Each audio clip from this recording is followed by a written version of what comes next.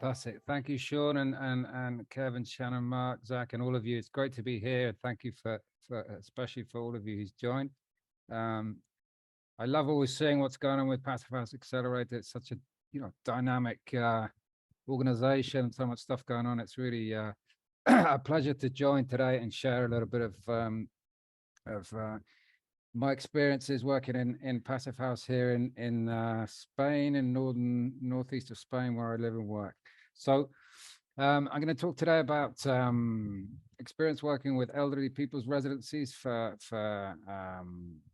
in these sort of coastal Mediterranean areas. So I'm going to talk about a couple of the first two, well, one project which we've which we're at the point of completing, with another 6 in the pipeline. So aging like a fine wine. That's the idea here. Elderly people's residency for warm climates. So just a few stats to kick off with. Where are we heading? Well, we all know this, but some of this data is quite important. By 2030, 1 in 6 people is going to be over 60 years old, and at that time, the population of people over 60 years old will increase from 1 billion to about 1.4 billion, and then by 2050, according to the World Health Organization's predictions, the world's population of people aged over 60 years and older will double to about 2.1 billion. And the number of people aged 80 years or older is going to triple between 2020 and 2050 to reach about 426 million. So, an aging population, this is what we know about. So it raises a question: why would a developer, an owner of elderly people's residencies, be interested in Passive House? Of course, all of those numbers is clear. That means there's an increasing market, which is obviously going to be interesting to a developer. And of course, elderly people's residencies are power-hungry buildings. They got, in most cases, industrial kitchens and laundries. They're running 24 hours a day, 365 days a year. They use a lot of energy, use a lot of resources. So if the developer is also the owner, the manager of the building, i.e. they pay the energy bills, and they're going to have a vested interest in making the building energy efficient, to reduce running costs, free of moisture damage, and therefore, reduced maintenance costs, a more robust and resilient building. And of course, elderly people are a really vulnerable collective. We see this every time these heat waves kick in. The same this summer. Mortality rates start spiking. Obviously, elderly people are a vulnerable collective in terms of thermal comfort and air quality. So, a passive house building can, of course, offer superior quality for both those things, and can therefore protect people who are more vulnerable. And of course, this is what we know about. These are European energy prices, but I understand that this is the same pretty much worldwide. This is a natural gas prices in Spain and Europe over the last 10 years. So a general increase and a massive spike in the last year or so, of course, due to the whole geopolitical situation with the conflict in Ukraine and so on. The same story with electricity prices, an increase in the last 10 years and then a massive increase recently. As the climate crisis really kicks in, of course, we can only expect this to increase, and not only increase in electricity prices, but an increasingly unstable supply of energy, So, we've really got to focus on resilient, designing resilient buildings, retrofitting buildings and make them more resilient, use as little energy as possible. We're lucky enough to be working with this client. This is the developer, an insurance company who currently have a portfolio of various elderly people's residencies, including 500 odd beds, employing 250 people. Now they have 7 new residencies that they want to certify Passive House, which I'm helping them with. Around 600 beds, 150 places in day centers, and roughly a 50 million euro investment. So these are the projects which are in the pipeline. 2 of them are on site. 1 is almost completed, and the other 5 are in design and tender phase. They're pretty much spread across here, as you can see, on the Mediterranean coast. Let's see if I can just bring a pencil here. Yeah, on the northeastern coast of Catalonia, and then down further in Valencia. So these are all warm, humid climates. I think, in my experience, some of the trickiest ones to design for. Let me just get rid of that. Here we go. So, these are climates where it doesn't get particularly hot in the summer and the maximum peak temperature because, the sea keeps the temperature slightly stable, but they never drop much in the night. And of course, there's a lot of humidity. So these are challenging climates to design high performance buildings in. You don't get low night temperatures where you can do night ventilation and combined with thermal inertia and so on. So these are where the projects are. So these are the first projects here in Barcelona. The Mirador de Gracia one is I'm focusing on now. Macias de Mollet, who you can see up the top, is in construction. Torre de Puchet is in tender phase, and Vila de Cans is still in design phase. And then going further south, Alicantes, a 10-story building which is now in construction, and Elche and Burjasot, which are also in design phase. So this is the first project. These are the different actors and companies and professionals who've been involved in the design and the construction. And here you can see some images of the construction. So this is a reinforced concrete traditional structure, 2 blocks, one of 3 floors and the other of 8 floors behind. Not a particularly compact building form. You can see, but due to the density of the building, in fact, it doesn't mean that you can use reasonable thicknesses of insulation to get to Passive House standard without having to kind of compensate more thermal envelope area. So here you can see just a sequence of some of the photos of the building going up. So this is 11 centimeter perforated brick, external walls insulated externally with 12 centimeters of EPS insulation, 5 centimeters of mineral wool on the inside and a service cavity, and then finished with plasterboard. You can see the insulated blind casings there. Obviously, a lot of materials that are not ideal in terms of embodied energy, but we had, this project began just as a massive increase in price of pretty much everything to do with construction and materials. So the client was really under pressure to keep a lid on costs. Many of the alternatives, unfortunately, currently of lower embodied energy insulation materials, for example, are a bit more costly. So these were the solutions that were in place. And we came into this project actually when it was already on site. So we had to kind of redesign things from very quickly with quite a few limitations because the thing was already basically being built.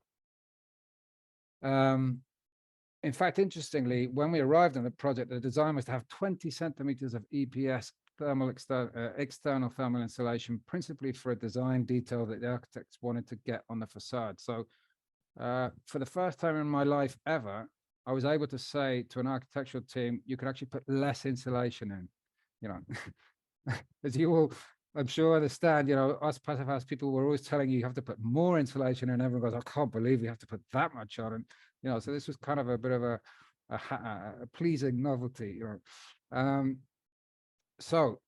This is some of the final images of the building, and here we have a photo just taken recently of the completed building. So this is in Barcelona, capital of Barcelona, just up in the hills, kind of above the city, with some really spectacular views. Beautiful place to retire, spend time in as a senior citizen. Good views down to the sea. Slightly cooler than down in the kind of mosh pit of Barcelona, city center, where it gets very hot, and urban island effect is really noticeable. Quickly, this is just a second project which is now on site, slightly more elongated, east to west, 3 blocks building. Here's some of the images of the construction so far. So this is reaching completion. When we started with the client, we luckily, fortunately, they sent me a big Excel with lots of numbers, which is exactly the kind of thing that us geeky people like, so of all of the measured energy consumption of 3 elderly people's residencies that they already have in operation. So I looked at all of those numbers, put them in a spreadsheet and broke them all down. And this is what you can see on this graph here. Okay, this is one of the elderly people's residencies. This is a second. These are the measured total final energy consumption of 3 residencies that they currently have in operation. The differences are largely to do with the fact that some have commercial kitchens and some don't. But the average is what you can see here on this line. Now, once we got the PHPPs up and running and audited and completed for these 2 buildings, what we found was a 78% saving in the first project and 83%. Of course, these are calculated values. The real values we'll know once the building's been in operation for a few years and we can monitor the data. But fortunately, what we almost always find with passive house buildings is that deviation, the performance gap between what we think is and model is going to happen and what really happens is usually very small, 5-10% difference. So, the client really picked up on this because they were like, wow, that's important for us, because we can build these buildings, and even if it costs us a bit more, we're going to have major savings on our on our energy bills. Okay, so the average euros per square meter is 27 euros per square meter for the existing residencies, and then 8 to 6 euros per square meter for the new passive house buildings. So if that doesn't happen in reality, I'm going to be in trouble.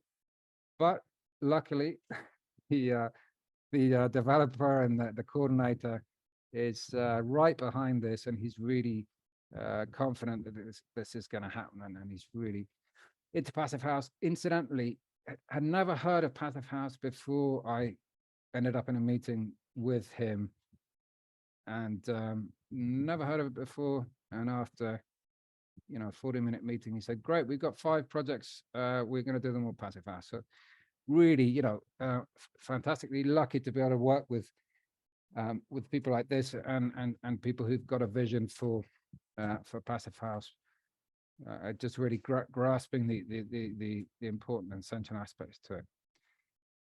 So some of the key challenges. Okay, there's obviously a million things I can talk about on these projects because they're big and they're complicated, and I have many more gray hairs since we started on site. But here are some of the things that we found, at least here, and I hope that'll be useful to you working in your context wherever you are in the world, in the US and North America. Ventilation. So we found that there's limited options in the Spanish market, at least for now, for large passive house certified AHUs, air handling units. We're talking over 15,000 cubic meters per hour, which I'm sorry, that's a Eurocentric unit. So I'm not sure what that is in cubic feet, but it's not easy to find passive house certified large heat recovery, air handling units. Commercial kitchens as well. If we want to go passive house, we have to get all electric. We have to get gas out of there. Of course, we have to get gas out of all of our buildings. I think, we have to go all electric everywhere. In warm climates, we don't need heat recovery on the kitchen hood, which you would do in a colder climate. But it is essential to have flow rate control on these kitchen hoods because there's a massive amount of air being taken out of there. So these are systems which measure the temperature of the air, the opacity of the air, so that the fumes, which basically is how much are they cooking, and activates or acts on a frequency variator on the fan motor, which just basically modulates the extract flow rate on these kitchen hoods. Otherwise, what happens is that whoever's cooking gets in at 5, 6 in the morning, turns on the kitchen hood. There's 20,000 cubic meters going out of there until 11 o'clock at night or 12 o'clock when they turn it on. So that's important. We've also found fire doors are really tricky in Spain. It's very hard to get highly airtight and well insulated fire doors for these kind of buildings, and especially when you have requirements for accessibility, and you have to have people coming in on wheelchairs, and you can't have any steps. We've found that this is tricky. So we have been talking to. We found luckily one particular manufacturer who's who's really jumped onto the whole passive house thing and is designing their own line of passive house airtight fire doors. And we're actually testing some of their new doors in the second project, which I talked about earlier. And we're going to test the airtightness of them actually on site and get them a certificate so that they can be used in any high performance buildings elsewhere. So that has been tricky. We had a lot of very leaky doors in this first project. Laundry equipment too. You know, we've got a difficulty in finding heat pump clothes dryers that don't need venting to the outside. You know, we need heat pump clothes dryers which are going to condense the vapor that's coming off the machines without having to vent them outside, and that's then general equipment that's expensive. You know, the initial capital cost is high. Of course, the running cost is much lower, and some hesitancy from our client about the maintenance that they're going to have, and they're also slower. So they need two. For example, in this first project, they've had to put two heat pump clothes dryers in because they have a heat pump rather than one. Okay, because they have a lower volume capacity of drying clothes and so on. So, you know, that was one of the things that's been a little bit of a challenge. And of course, the biggest one, and I think probably the biggest challenge on any passive house project is the air tightness. You know, there's limited on-site experience for airtight construction in large buildings in Spain and perhaps in a lot of places. I know that, you know, North America, in the US and Canada, you know, there's lots of really great big projects now kicking off that have been airtight, you know, tested and getting some really good results. But obviously, it's a challenge, you know, in a big building for a million different reasons, which I'm going to explain at least in this project. Now, just a few examples here. This is a ventilated cavity, right? This is ventilated to the outside, which is done on this building to remove moisture from any of the walls to ground. So because a lot of the ground was dug out for the building, there's a lot of the envelope that's to ground. So this cavity is vented outside. So what we did was plaster with gypsum plaster the inner face of this brick layer, and then you know, a very minimal thermal insulation layer with a cavity of 5 centimeters. So that was all fine until we got into the nitty gritty and started air tightness testing this, you know, and then we found lots of exciting things like this, you know, little nooks and crannies where the guy who'd been plastering just couldn't get in there physically, or perhaps wasn't aware of the need to just plaster everything, you know, every hole.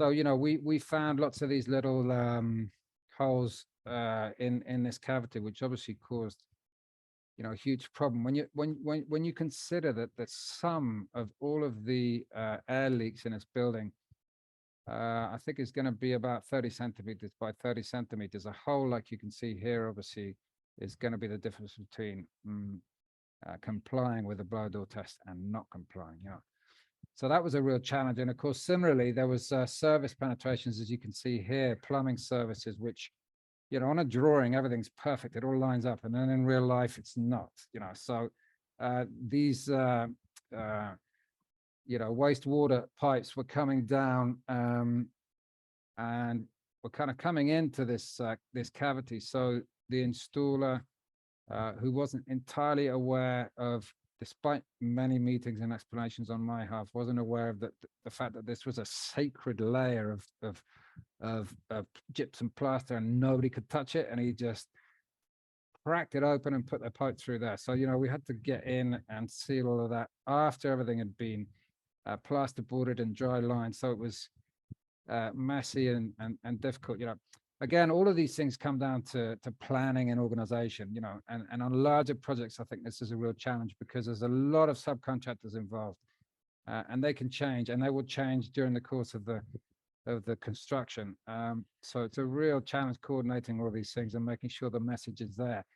Obviously, if you've got an air tightness champion, you know, if you've got someone on site on the contractor side who's really on top of this, that makes a massive difference. Here we had 3 different people basically doing that job during the construction process.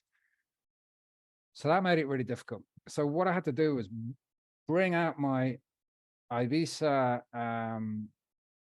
disco smoke machine and set it up in the parking area of the building and just pump the cavity, those which you can see here, with smoke in these holes, which are the venting holes, which are taking air out to the outside. So we pumped the whole thing with smoke, and then we could see in the stairwells and all those other areas where you saw in the photos before where we had the leaks, and we could we had to rip open quite a bit of plasterboard that had already been installed, find these leaks, seal them up, and it was a really tricky process. I did 10 preliminary blower door tests in different sectors of the building, right? This was not the idea, obviously, and hopefully, if you get into any projects like this, some of this can help you and make your life simpler. Of course, we've learned a huge amount on this first project. All of the technical people on the design team and on site have obviously learned a huge amount, and the second project I know is going to be a lot easier, but this was it. So then we got to the D-Day, the final the moment of the final blower door test. So we had two machines set up here because we had a high building, lots of pressure differences. So of course, in tall buildings, you need to guarantee that you've got maximum 5 Pascal pressure difference between where the machine is and the furthest part of your building. So we installed two machines, one in the main entrance, which is the lower photo you can see here, and then another one at the top of the tower.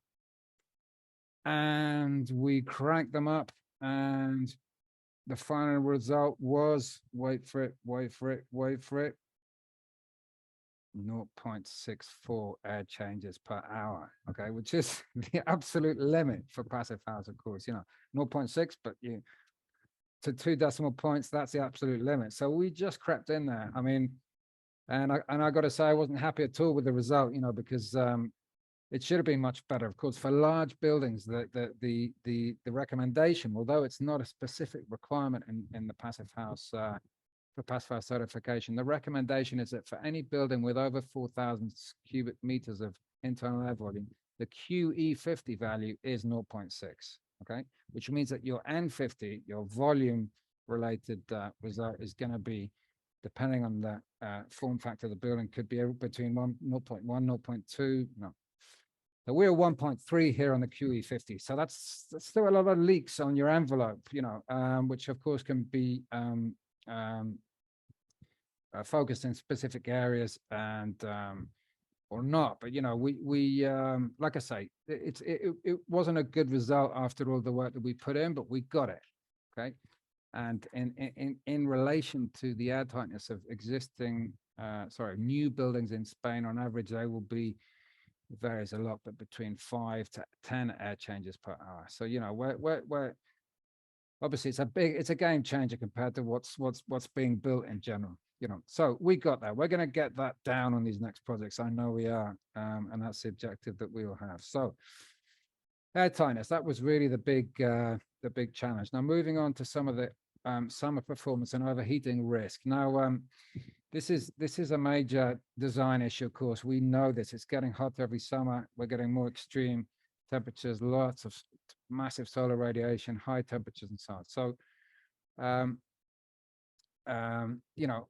the 5 Passive House principles, really there's lots, but the 6th one definitely is shading devices. You got to have shading devices on all openings in a Passive House. It doesn't matter if you're in Alaska or if you're in Florida.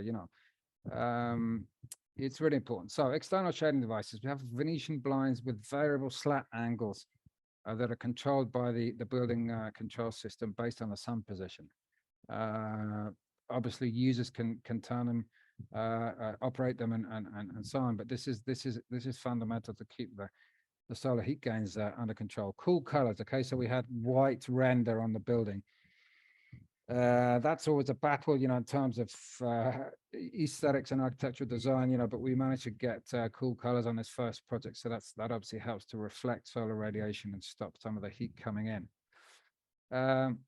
significant thermal insulation on the roof is important. So on this first project, in fact, we were really limited because of the fact that the design had already been developed and we couldn't put much more insulation on the roof. But on the second one, we've we've got 20 centimeters on the roof. So this is a lot of insulation for a warm climate, but really important, of course, because that's where the sun is going to hit the building.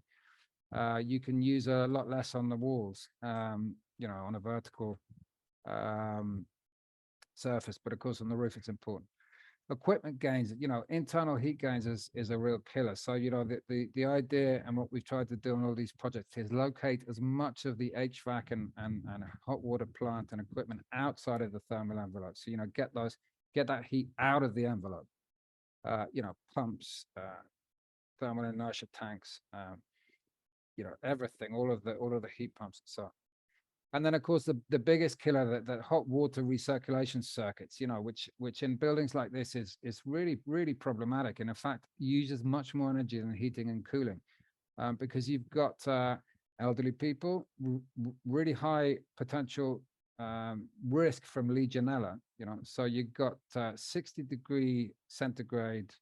Somebody please translate that into Fahrenheit. 60-degree centigrade water circulating around your building. It's a massive great radiator heating the thing up in the summer, and you can insulate that as much as you want. I mean, you have to insulate it really with considerable amounts of insulation, of course, but despite that, it's still going to heat the building up. So we need to keep the systems as compact as possible. If possible, also distribute domestic hot water production with heat exchangers, so you can run a primary circuit at lower temperature, and that your hot water is not actually coming from the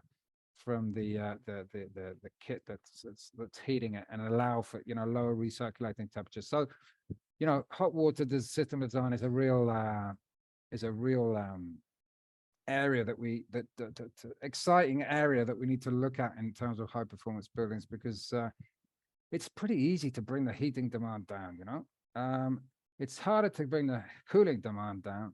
But I think it's much harder to really slash the hot water demand and consumption.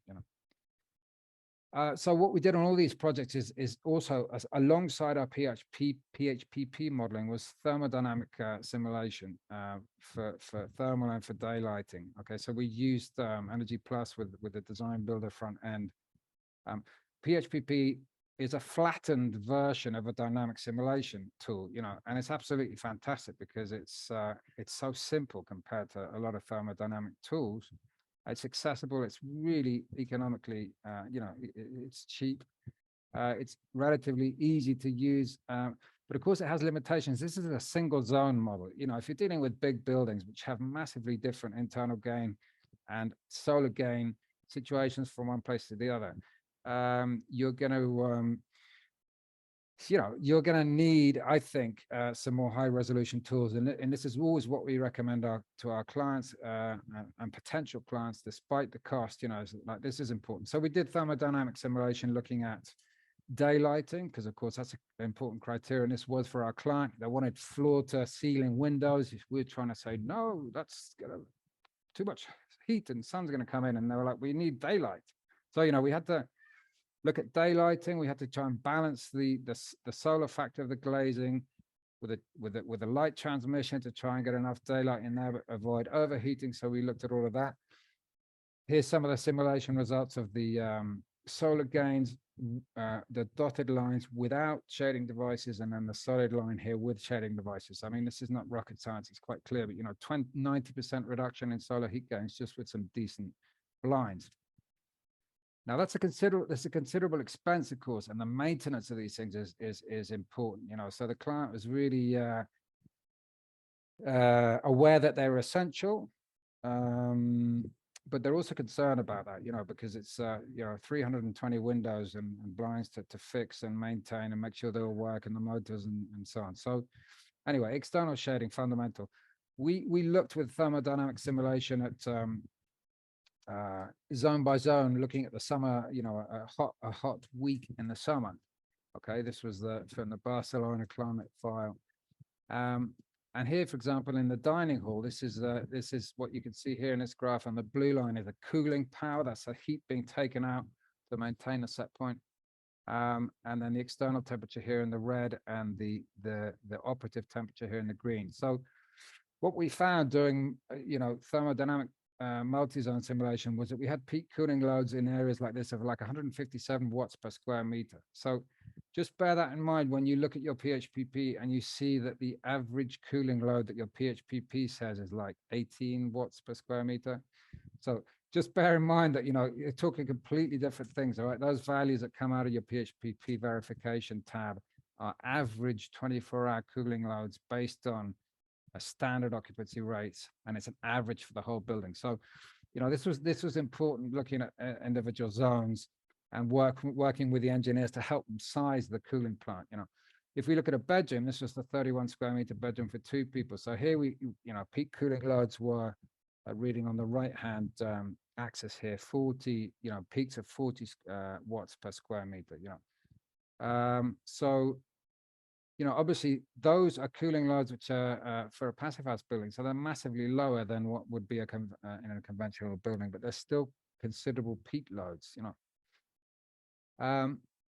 And here we looked at heat gains and losses through the envelope in specific parts of the building. Here you can see in the bedroom, this was a west-facing bedroom, so we've got a lot of heat gain coming through the walls. In fact, because the sun was coming down low in the sky in the afternoon, and a lot of heat gain coming through the windows. We also saw that any of the bedrooms above the commercial kitchens were also getting a lot of heat from the kitchens. So we spec'd insulation on the floor slab above the kitchens to try and avoid too much overheating in the bedrooms above.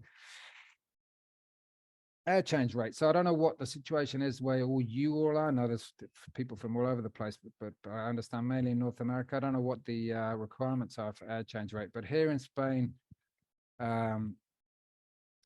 we can go with 8 liters per second per person, or an IDA 3. So it's around 29 cubic meters per hour per person for bedrooms and common areas.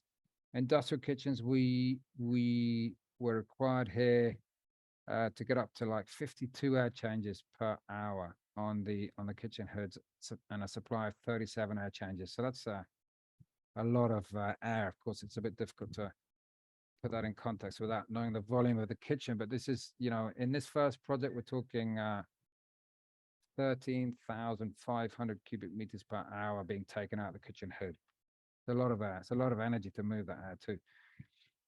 What we've agreed on this project, and what we're implementing across these projects, is a control of the ventilation flow rates in bedrooms, so that from 6 in the morning to midnight, it's 100% nominal flow, and then it's dropped down to half of that at night. And then common areas, there are motorized dampers, which are varying the flow rate based on the CO2 concentration. So once CO2 concentration goes above a set point, the damper opens up and there's more ventilation. Once the common areas are empty at night, then the dampers close and they just come down to a minimum. So, those are strategies to try and reduce flow rates, reduce energy, reduce heat losses in the winter, and to some extent heat gains in the summer. So we're finding that the average whole building air change rates on these first projects is between 1 to 1.2 air changes per hour, with those control systems kind of in place. We've now got to do the commissioning of the first project and measure all those flow rates. So that's going to be an interesting exercise. I don't know how many valves we got to measure, but it's easily 200, 250.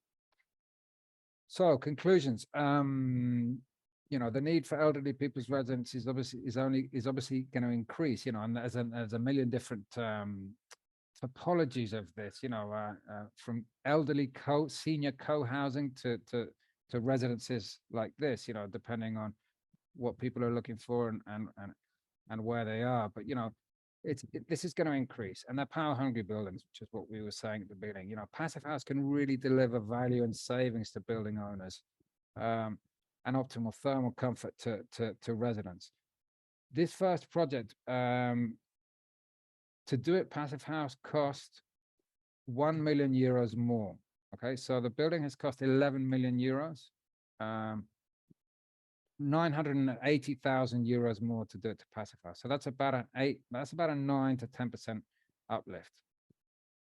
If the savings that we're seeing that I calculated with the PHP are gonna become reality, you know, we're talking a 7 to 8 year simple payback, which is really pretty good, you know. So there's a rationale, real economic rationale, and of course a rationale for comfort and quality and resilience, you know. Warm climates, you know, we need specific strategies to reduce internal heat gains and control summer overheating. That's really fundamental. I mean, we need that in any kind of building, but particularly these sort of high gain buildings with people who need to be kept cool, you know. There's not enough options on the market for specific components, you know, large Passive House certified air handling units, high performance airtight doors, fire doors, and so on. So these are some of the things I think that particularly, at least in our experience here in Spain, in the Spanish market, is there's room for a lot of development. And of course, airtightness, the big challenge in large and complex building. You know, we need more training, we need more experience, we need more solutions, we need to simplify it, we need to make it more, you know, competitive. We need to work out ways to do preliminary testing that that doesn't add a lot of expense and complicate the construction process, you know, because sealing up a building like this to do testing in just one part is complex and costly, you know. So, and then the most important conclusion I think from all of this is what I've learned is this, you know, don't take life too seriously, because it's not like you're going to get out of this alive. So this is a great photo of Victor Earhart on a skateboard.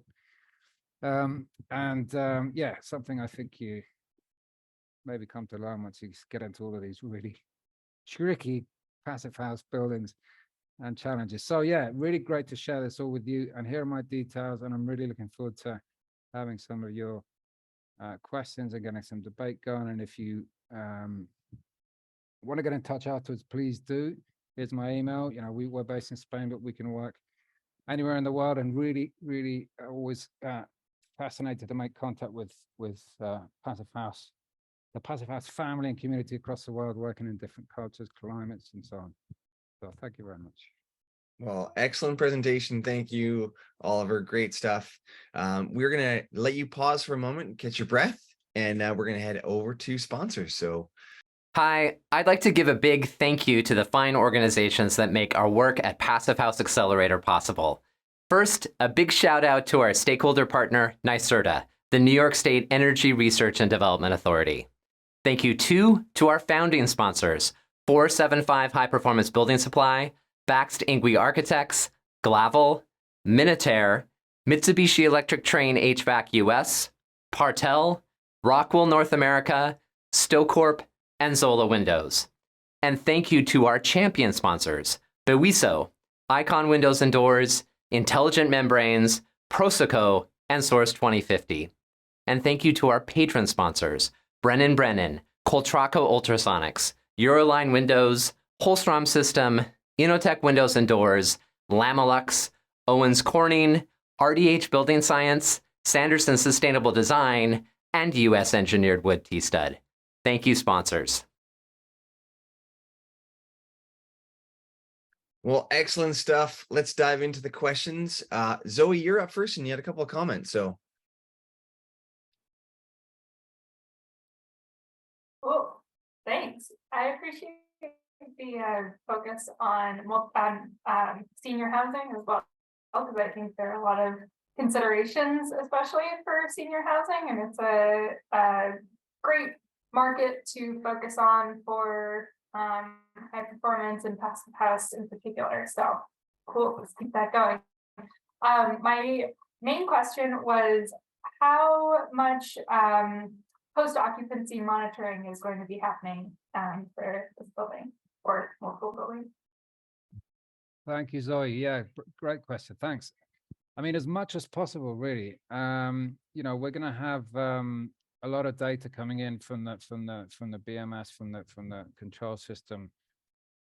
One of the things I asked at the beginning of the project was that we had CO2 temperature and humidity sensors in a selection of rooms, not in every single one. Obviously, there's thermostats, that are measuring temperature, but at least to have some data of a sort of selection of rooms in terms of air quality. We're going to have all of the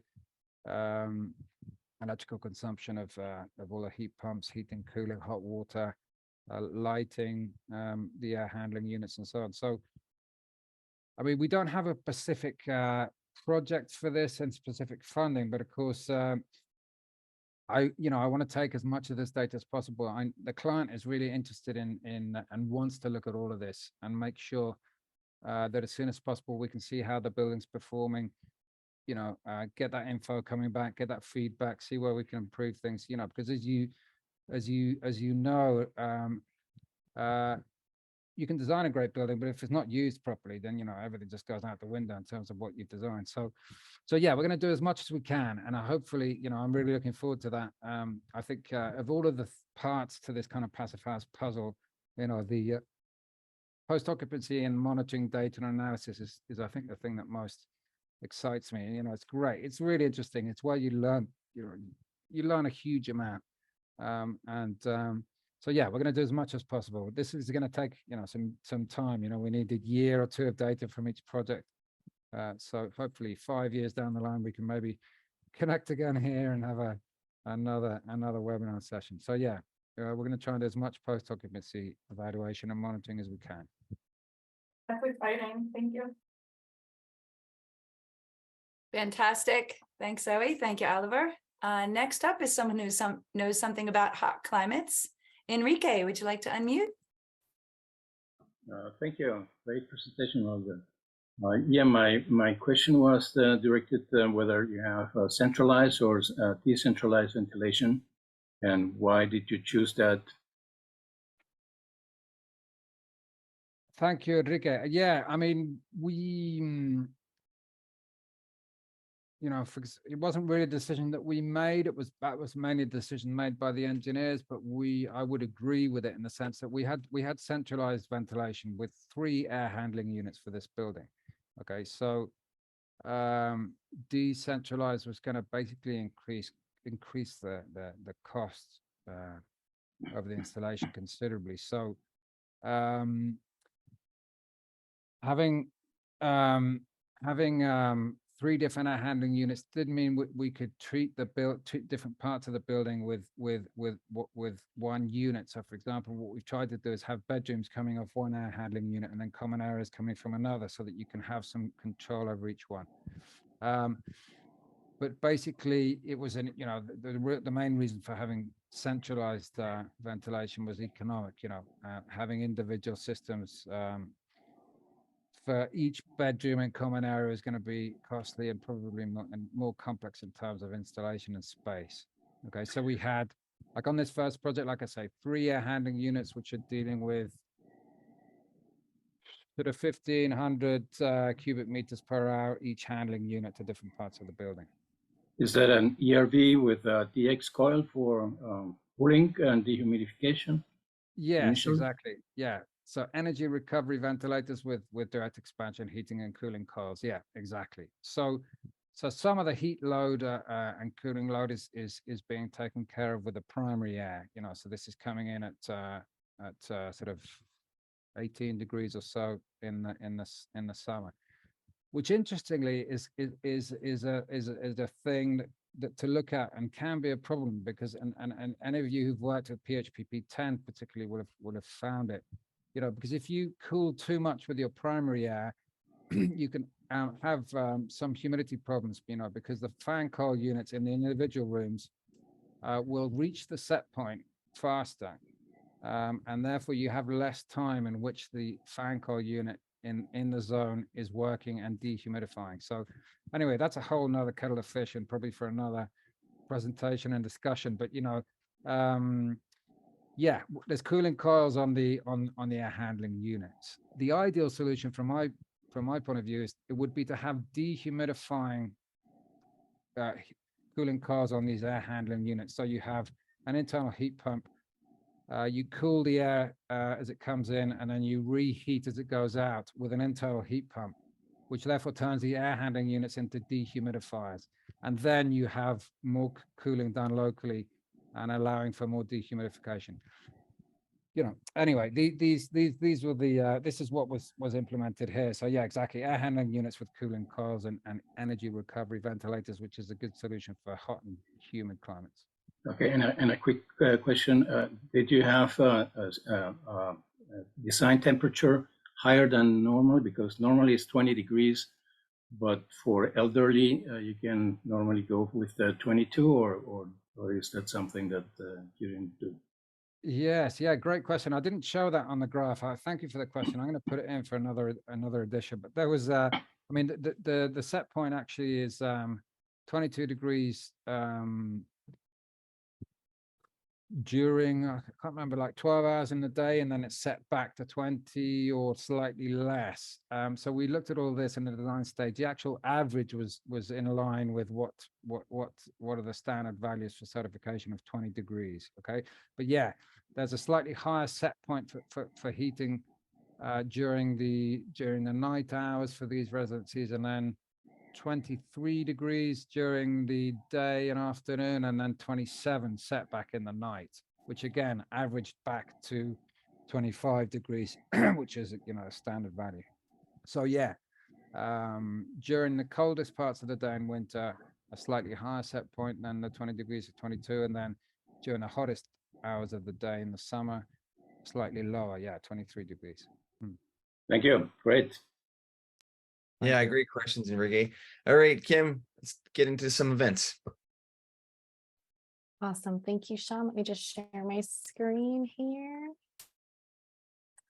Excellent. Well, we're about 7 minutes before the top of the hour, and we've got about a few more questions. So maybe at this time we'll kind of pivot to letting anyone that needs to go head off into your summer and enjoy the rest of July, and we will miss you in August. But again, great work by Kim and the team here at the Accelerator to line up great events for the rest of the year as we kind of finish off Q3 and Q4 of 2023. It's going fast. So if you do need to leave us, we thank you very much for joining us today. I hope you enjoyed Oliver's amazing presentation. He definitely brought the techniques, the technology, and the technical details. And there's definitely a few more presentations that we could pull out from Oliver because very insightful stuff.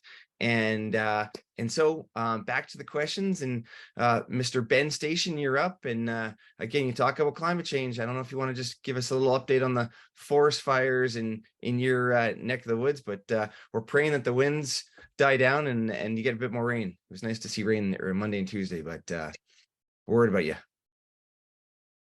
Yeah, for sure. Well, thank you.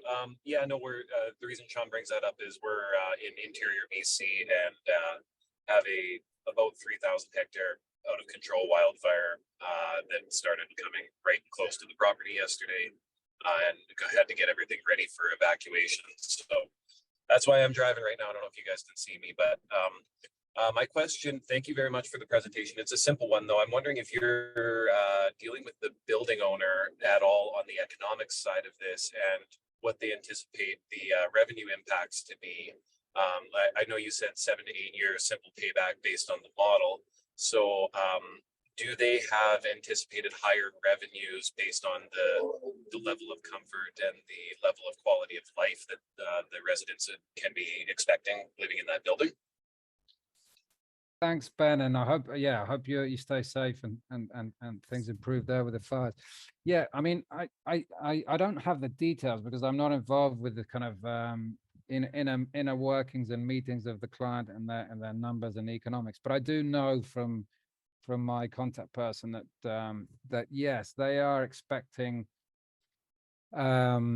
more clients because it's a passive house building, passive house certified building, and the certification here is a key thing, I think, for them, and of course it is for me. I'm a certifier, and of course I'm going to say that, but fortunately for the client it's been really important because they're like, we don't want a built to passive house standards building, we want a certified passive house. Okay, and that's an issue. I know it's a challenge, it's a cost, there's a lot of work involved, and it's not always easy to convince a client to do so. And as a practitioner and a passive house designer, sometimes it's like, oof, I got to do all of that again and all the thermal bridge calculations and PHVP and stuff. It's a lot of work. So, but they're going to be certified, and they're expecting that that's going to be a revenue generator. This isn't a hospital, so I don't know if you can't kind of measure the success of the building in terms of how quickly patients get out of there. This is a residency where people stay there, but yeah, this is definitely something that the clients expecting, and I really hope and I trust and I think that that's going to be the case. Yeah, thank you, Ben. So is it the case that this is sort of like a pay to stay type situation there, or is it like it's privately funded? It's private. Now I don't know the details, but from what I understand, anybody, their clients are people who've been paying their health insurance over the years and have a place in these residencies. I don't know what the costing is exactly. Of course, I think anybody can also go, but these are privately managed initiatives. They're not public elderly people's residency. They're private. So there's an economic rationale behind this clearly. Beyond the comfort and the resilience and the air quality and so on. For sure. Okay, thank you very much. Thanks, Ben. All right, stay safe, Ben. And I mean, really good insights when it comes to rental buildings. If we're talking about focusing on either, adult living or just regular rental buildings, the developers getting in there and seeing the incentives and then providing comfort and health for everyone else. It's a true benefit and win-win for all involved in these projects. Next up is Mr. Prescott. Hey, all right. So more questions about air, and you answered some of them already. I was originally going to ask if you had standalone dehumidification, and it said basically it sounds like no, but it would be nice. But so I'll adjust the question. Is it the same situation in the winter for heating? Well, first of all, do you use much heating in that region? And also, is it drier in the winter? And does that sort of change the way that the building operates? Yeah, thanks, Prescott. I mean, yes.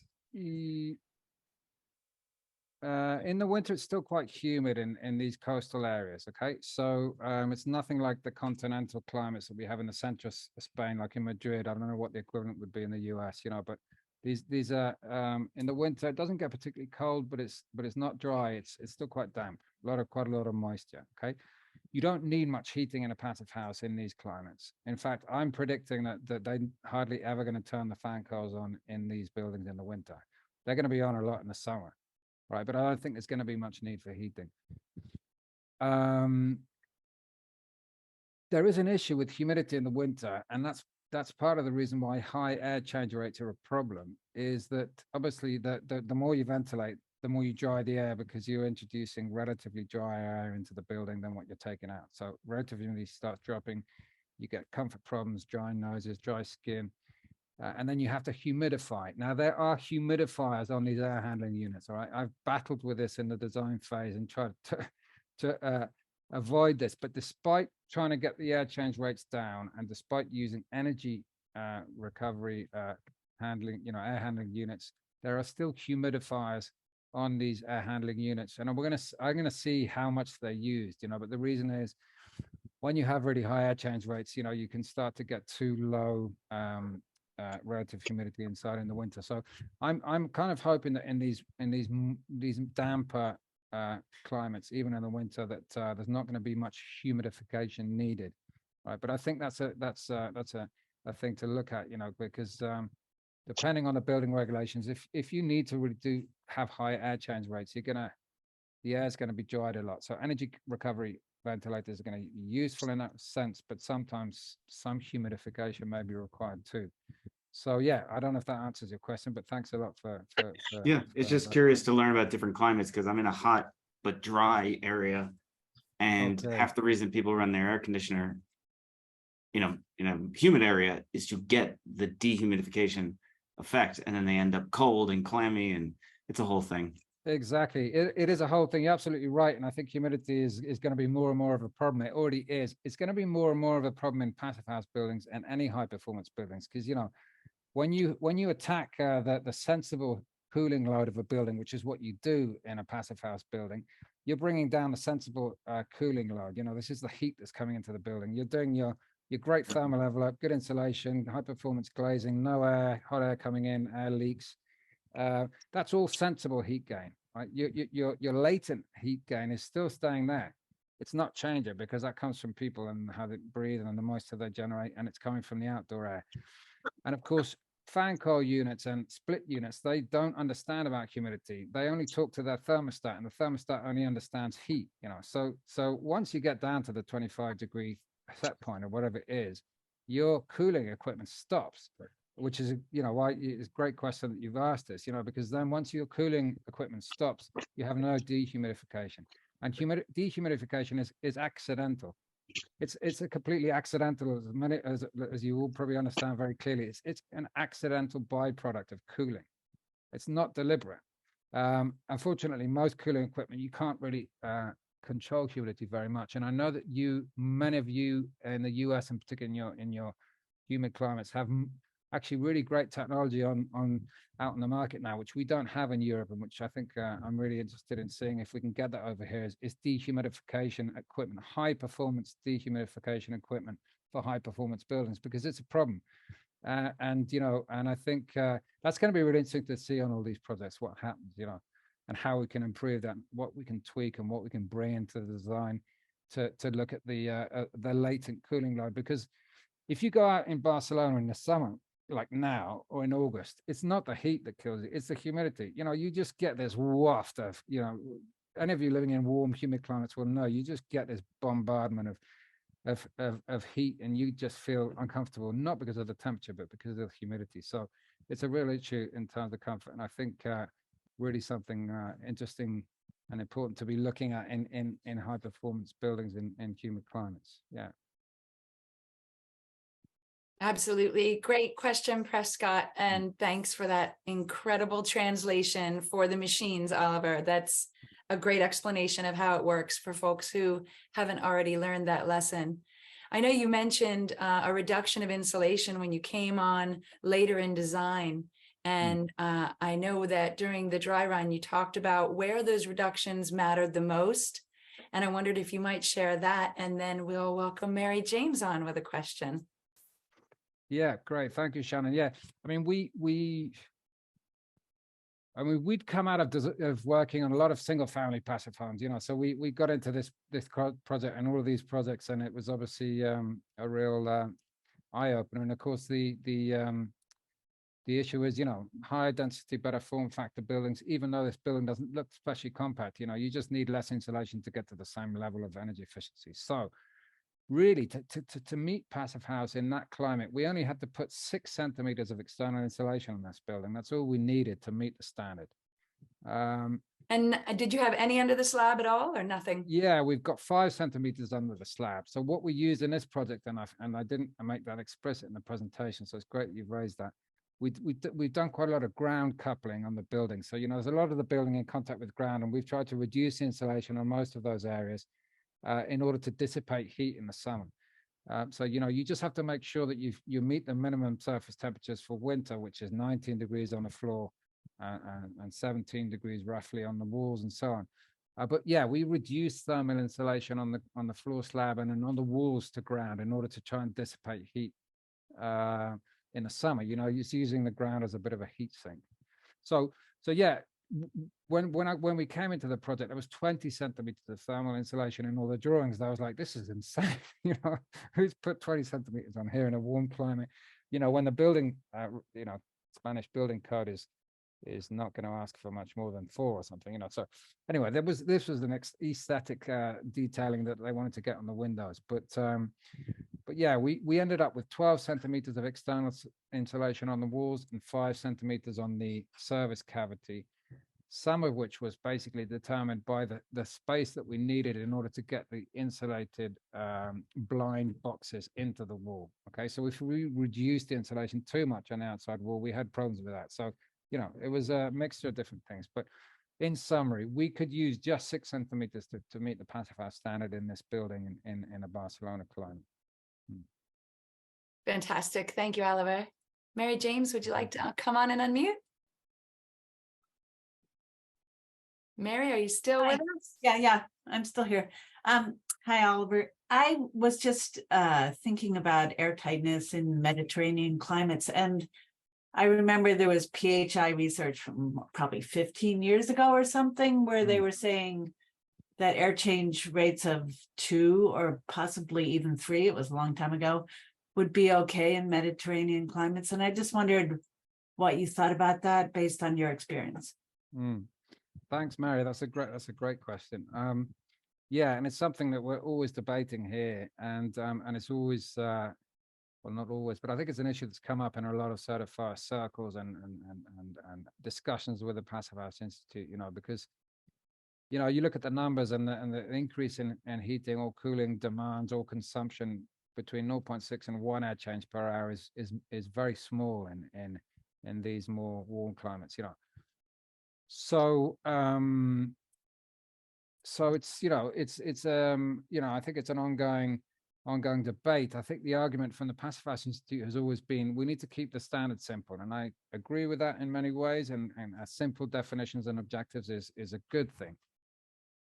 However, I do agree with the line of your question, and the reality is that in warm climates, 0.6 air changes per hour, depending on the form factor of the building, it's sometimes overkill. Okay.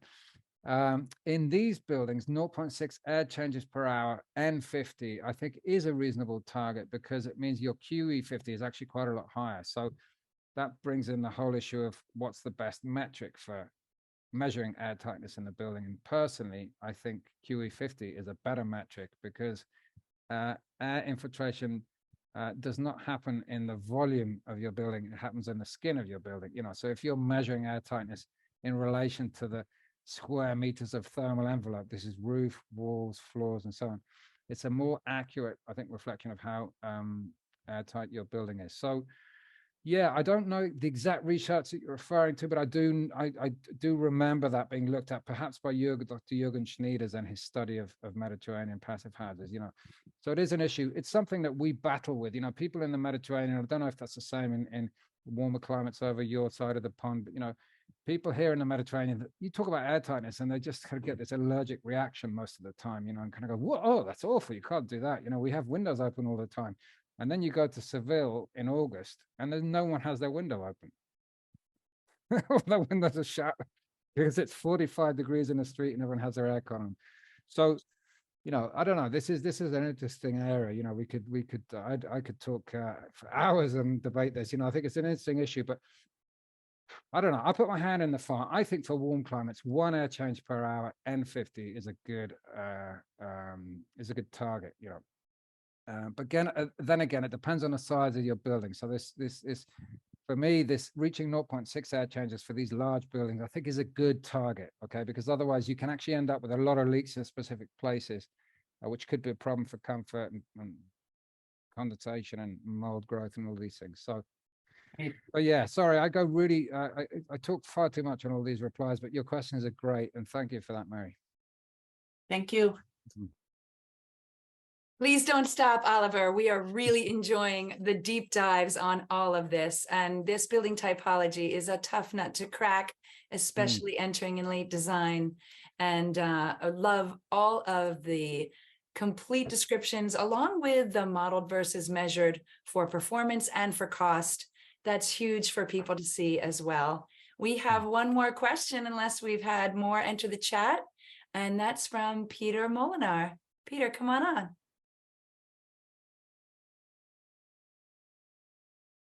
Is Peter still with us? Hi, I'm Peter. still here. Yes, I am. Just wondering, on future projects, prior to beginning construction, would you place more emphasis on training the trades or people on the site around passive house installation techniques so that you can more easily achieve air tightness in the building envelope? Thank you, Peter. That's a great question. And as you say, the answer to Passive House answer is it depends. No. Yeah, that's a great question. And the answer is this. I talked to after this first project, I rang my client up and said, listen, we got to do something like this because we can't go through the same process again. I've lost a lot of sleep and have many more gray hairs after this and we can't, and you've lost money on this, and all of the trades have lost money on this. So we got to sort this out. So we did this on the first project, in fact, but now what we have is an agreement with the client that in the contract, in the tender documentation, anyone who wins a tender is obliged to take a training course, which we give. Okay. I also said to my client, I don't have to give the course, other people can give the course, but of course I think I'm going to give the best course because I know the project and I can explain the whole thing in detail. So everybody who wins a tender has to do our course. All right. So this is a site supervisor course. Okay. Passive House official site supervisor course, which we adapt it specifically to the project. So all of the trades have to be there. So the main contractor, the M&E installers, HVAC installers, and then we ask for the architects. There's a figure here in Spain called the technical architects, kind of architectural technologists. They're the ones who are doing the site supervision from the client side. So we get these courses, and we've got these courses run for all of the projects. And in fact, the last course, my client rang me up and said, you know what, you should charge more money because you're going to save me at least 40,000 euros on these courses. Yeah. So which is great. So that's absolutely key. Yeah, absolutely fundamental is to get the training in there. Obviously you can do as many courses as you want, and then you get on site, and that's where you really learn. But it's really important to get this training done for sure. And I think, I think lots of people on larger projects have done the same and have found that, you've got to get everybody, you just have to get everybody together before you get on site. That's the first thing. And if that's on screen, fine. If it's in person, even better. But you have to get everybody together and talking to each other, because just in the same as design, up until now, architects have done a design, they send it to the engineers then go, oh, I don't have any room to put anything, and they squeeze everything in on paper and then send it back. The same happens with all the trades on site. Everyone's doing their own stuff and they're not talking to each other. And so that's really, really fundamental. And the courses are important for that. So absolutely, and it's an economic thing as well as just, as well as anything else, it just saves money and it saves time, and you can get there. If you all work together, and all of you who've worked on Passive House projects will know that it's a team sport. If everybody works together, you'll get there quicker, cheaper, easily, and so on. So yeah, training is absolutely fundamental. And thanks for that great question. I feel like that whole line could just be clipped there for advertisements for every Passive House thing that we ever do. So Oliver, if you see your voice in the internet, we clipped you. And on that point too, Oliver, like, again, we always talk about mock-ups in construction tech. Did you guys do a mock-up? And if so, how did that go? Excellent. Thanks, Sean. Another brilliant question. Yeah, we've done mock-ups on every project. So every project there's a mock-up, one-to-one scale room built alongside the site. We've got everything installed there. We've got all the air tightness solutions and materials installed. We've got the windows in, we've got everything taped up, and then I blow a door test each one, and then I get everybody in there and I just smoke the thing up, and everybody can start seeing the smoke coming in and out, and oh, look at that, and oh, how could that leak? And everybody sees it, and that's yeah, absolutely.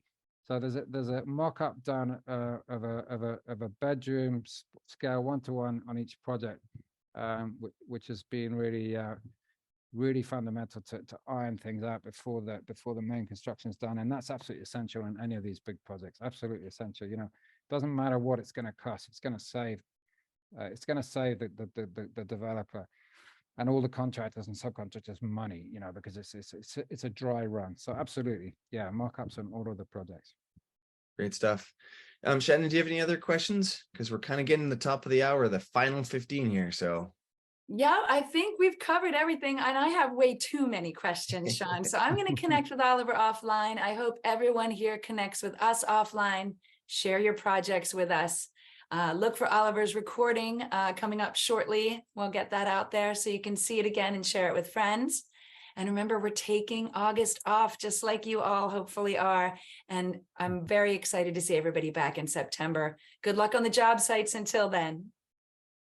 Yeah, Oliver, great stuff. And again, it's kind of ironic. I'm actually flying to Menorca on Thursday, so I'm flying over you, and so I appreciate the insights of some of the temperature issues I have to deal with. But I just got a photo from my family. They're at the beach right now, staring across the water over at you. So looking forward to understanding some of those Spain temperatures that you get to deal with. So Okay, take a that's hat where and a sun cream.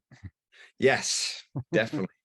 Well, I hope everyone enjoyed everything we put forward so far in 2023. As indicated by Shannon and everyone else, we are taking August off for the live events, but there's lots of great podcasts and other things that'll be put out.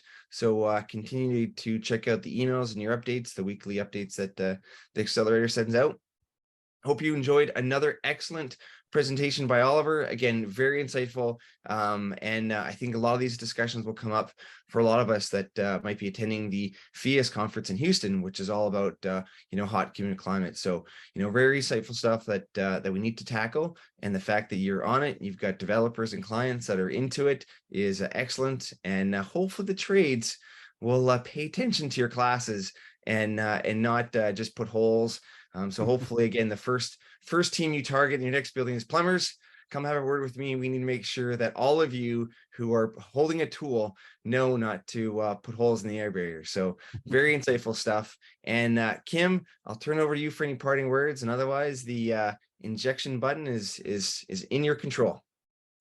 Great. Thanks, Sean. Thank you, everyone. Have a great summer. And thank you, Oliver. We'll see you guys all in September.